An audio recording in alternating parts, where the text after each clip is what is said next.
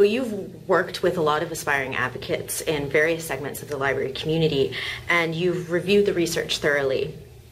As we just mentioned, you've also been an elected representative, so you have a lot of different experiences. Pulling this all together, what do you wish that library advocates knew and did?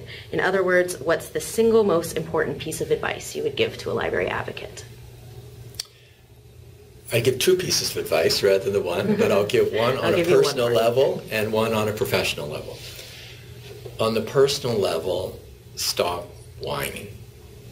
As a matter of fact, I would change that. I often say we should do more whining, but without the H. In other words, we should show up at receptions, we should show up at events, we should do more whining without the H. Often we come across as victims, and that just doesn't sell. So the whole notion of whining and making things appear about us rather than our clients and our communities is not helpful. The second is there's no sense of entitlement, so get over it. That's so last century. There are choices to be made, resources have to be allocated, there has to be a return on the investment on the part of the taxpayer, and so there's no entitlement. There are other choices around the things that we are known for, so get over it.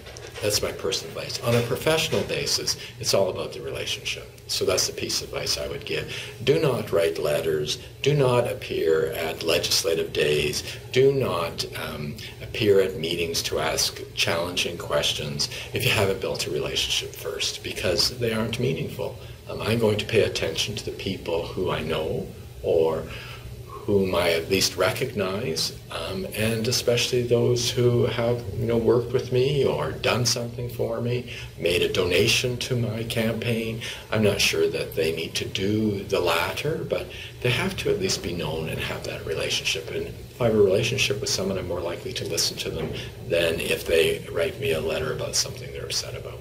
So on the personal level, be positive.